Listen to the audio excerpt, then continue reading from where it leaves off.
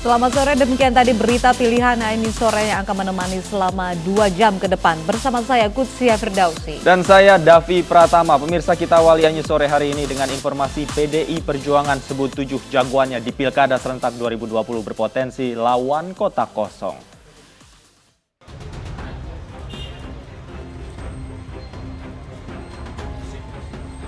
Gibran Rakabuming Raka dan 7 pasangan bakal calon kepala daerah yang direkomendasikan PDI Perjuangan dalam Pilkada Serentak 2020 berpotensi melawan kota kosong.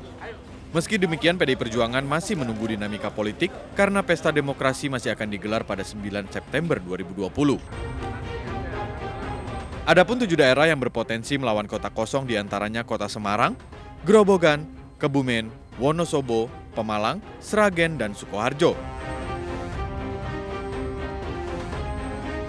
Kota Surakarta, Gibran Rakabuming Raka dengan Teguh Prakosa. Kabupaten Sukoharjo, Eti Suryani SEMM dengan Dr. Andes Agus Santosa. Kabupaten Pekalongan, Fadia Arafik SEMM dengan Haji Riswadi SH. Kabupaten Purworejo, Agustinus Susanto dengan Rahmat Kabuli Jarminto SPD. Kabupaten Wonosobo, Afif Nur Hidayat SAG dengan Haji Muhammad Albar. PDI Perjuangan sebelumnya telah mengumumkan 45 pasangan yang akan berlaga di Pilkada Serentak 2020. PDI Perjuangan menargetkan 15 kemenangan di 21 kabupaten kota se-Jawa Tengah. Tim Liputan iNews melaporkan. Sementara itu, PDI Perjuangan resmi mengusung Gibran Rakabuming Raka dan Teguh Prakosa untuk maju dalam Pilkada Solo 2020. Pengumuman disampaikan Ketua DPP PDI Perjuangan Puan Maharani secara online kemarin.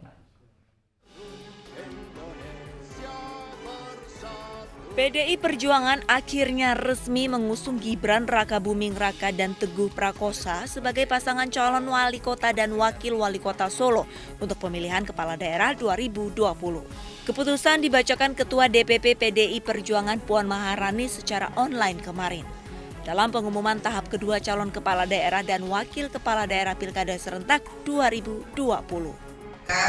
Saya akan mengumumkan nama-nama yang kemudian sudah menjadi keputusan dari DPP Partai untuk insya Allah maju dan berjuang untuk memenangkan dalam Pilkada tahun 2020. Kota Surakarta, Gibran Rakabuming Raka dengan Teguh Prakosa. Gibran dan Teguh mengikuti pengumuman di kantor DPD PDI Perjuangan di Semarang, Jawa Tengah setelah mendapat rekomendasi dari PDIP untuk menjadi bakal calon pilkada. Namun keduanya tidak jalan bersamaan dari kantor DPC PDIP Solo. Putra sulung Presiden Joko Widodo ini menargetkan kemenangan 60% di pemilihan wali kota Solo. Dari Surakarta, Jawa Tengah, Septiantoro, iNews melaporkan. Usai mendapat rekomendasi dari DPP PDI Perjuangan, Gibran Rakabuming Raka kembali ke kota Solo. Dalam keterangannya, Gibran mengaku akan menyatukan seluruh tim pemenangan di kota Solo untuk sama-sama berjuang dalam pilkada mendatang.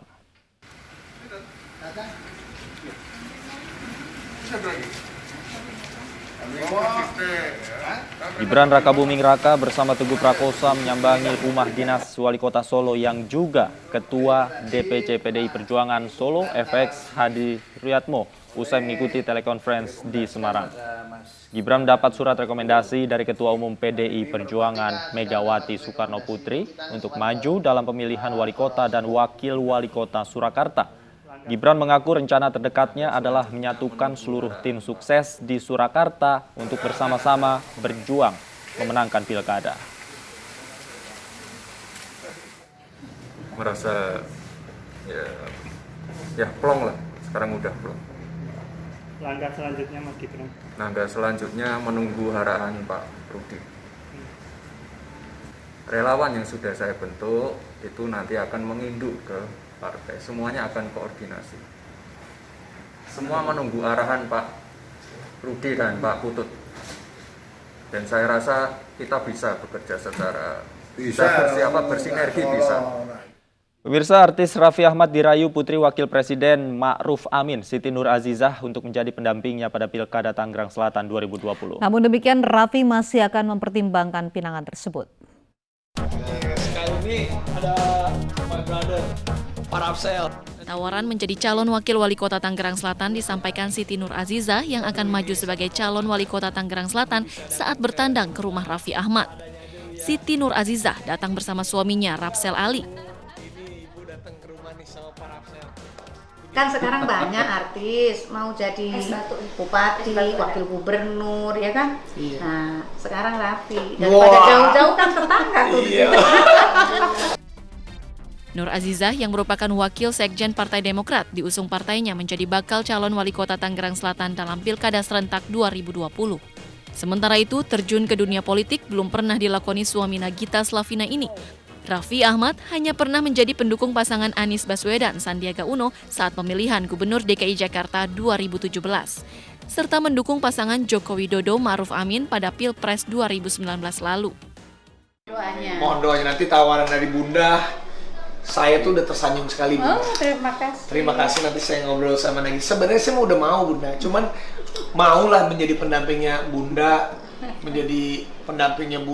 anak seorang kiai besar, Pak Abah Ma'ruf Amin, wakil presiden, dan bundanya juga kompetensinya luar biasa, dan suami bunda juga sahabat saya tuh udah mau nih, tapi apakah saya sudah siap atau belum?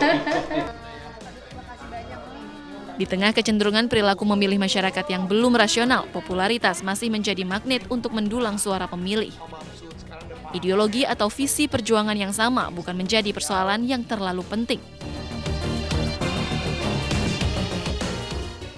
Artis ibu kota Aldi Taher maju di pemilihan Gubernur Sulawesi Tengah 2020. Aldi Taher mendeklarasikan diri sebagai bakal calon wakil gubernur dan mengaku tertantang mengembangkan industri pariwisata di Sulawesi Tengah.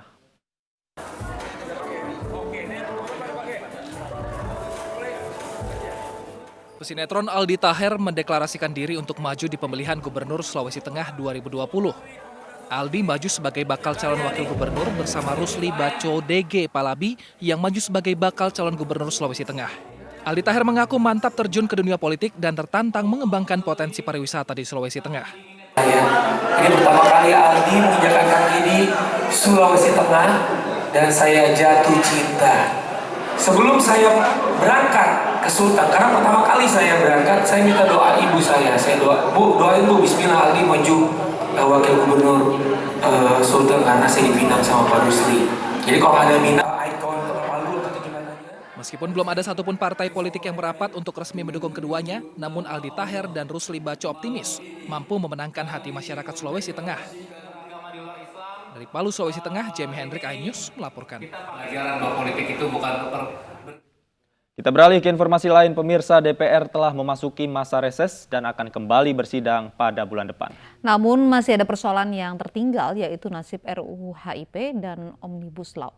Dalam prolegnas prioritas RUU HIP dan Omnibus Law masih masuk dalam daftar.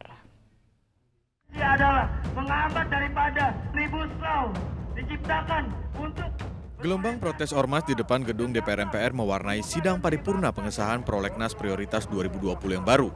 Mereka menuntut DPR RI mencabut RUU haluan ideologi Pancasila dari prolegnas.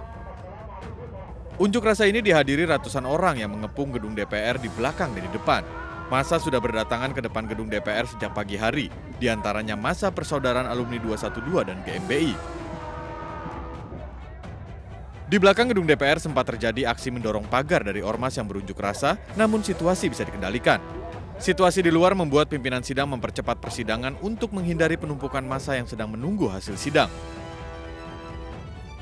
Dalam sidang diputuskan 37 rancangan undang-undang masuk dalam prolegnas prioritas 2020. Namun RUU HIP dan RUU Omnibus Law yang mendapat penolakan masyarakat tetap dimasukkan. RUU HIP berada di urutan 16 dan RUU Omnibus Law berada di urutan ke-27. Sampaikan kepada Saudara Supratman yang telah menyampaikan laporannya.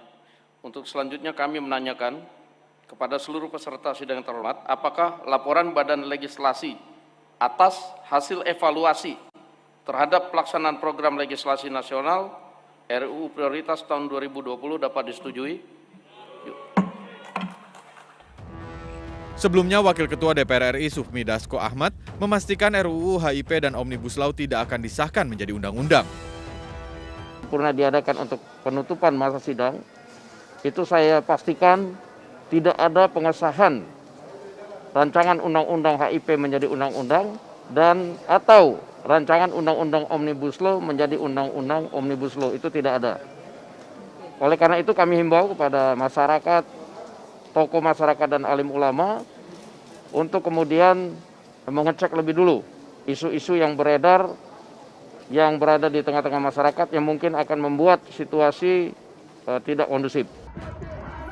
Sufmi Dasko menambahkan pencabutan atau penggantian RUU HIP baru akan dibahas Dewan setelah masa reses.